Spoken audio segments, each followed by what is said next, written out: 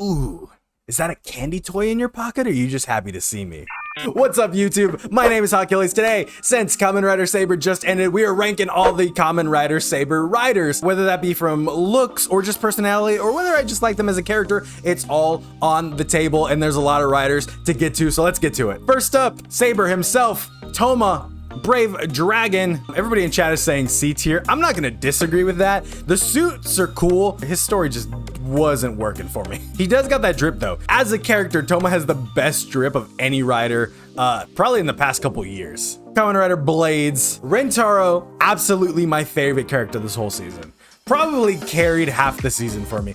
Dude has amazing power-ups. Dude has a wonderful, wholesome love story with May, which is hilarious because at the beginning of the series, he's just like, all you Homo sapiens, like kind of looks down on Homo sapiens, and then it ends up falling in love with one. Rentaro, absolute A tier for me. Kamen Rider Espada, who is sadly Kento. It should have been May as much as I wanted it to be May. It is not. For anyone that didn't notice, evil Kento has much bigger lips than normal Kento. When Kento is on the good side, he's like fine and his lips are super small. Evil Kento, always pouting all the time. Kento gets C tier, but like a low C tier. Kamen Rider Buster, Mr. Ogami. Next up, I loved Buster when he showed up. I wanted so much more for Buster. He was like a dope mentor character, and then he just disappears for half the season. Like he doesn't show up unless he's just like, hey, let's go fight things. I'll give him a B tier. Let's talk about Kamen Rider Kenzan,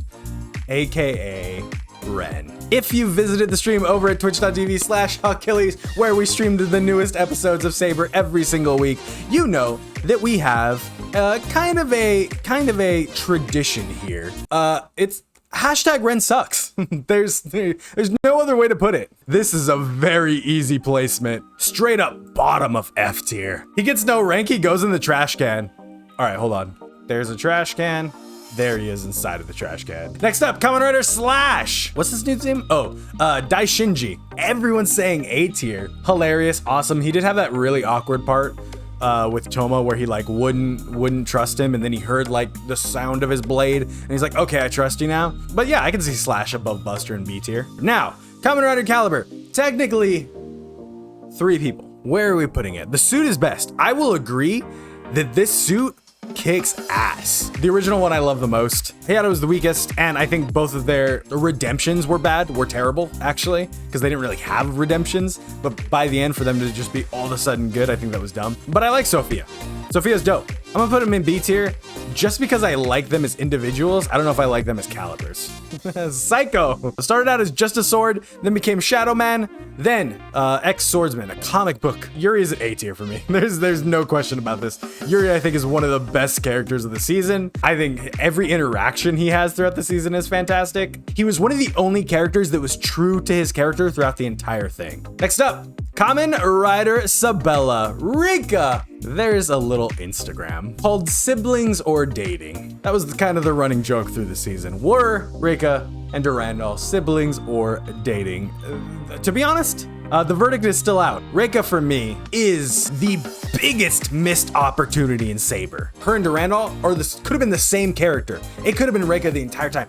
In terms of powers, in terms of outlook, it could have just been Rika the whole time. But introducing Durandal completely new to Rika as a character, and it bums me out because she was absolutely A tier until that happened. So Rika goes in C tier. Let's talk about Durandal real quick. Onisama. I actually don't know his actual name. Just is standing on his own merit. Durandal is fucking dope. The suit is dope. Everything about Durandal works for me, and I would love Durandal as I love Durandal as a standalone character. I would love him so much more in the season, if not for Rika and how much he, like I said, ruined that character.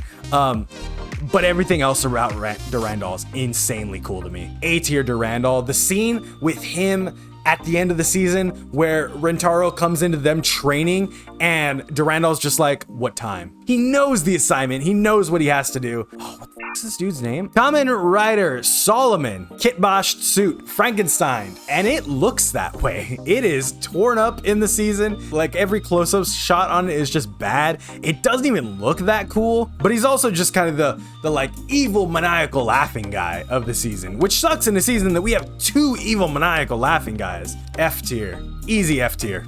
Ooh, Falchion. I've got to be honest, one of the worst Kamen Rider movies I've ever seen. It's like 26 minutes long and it's terrible. But Falchion comes in to the season and just shakes up everything. It feels so big in Falchion's first episode that he comes back.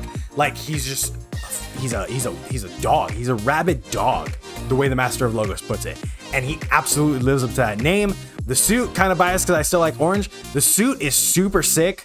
Falchion's A tier, dude. His actor and everything. Falchion gets A tier though. Like both of the characters that were Falchion were some of the coolest parts of the season. Kamen Rider Storius. Yes, still a Kamen Rider. One of our original bad guys turns into the final big bad boss.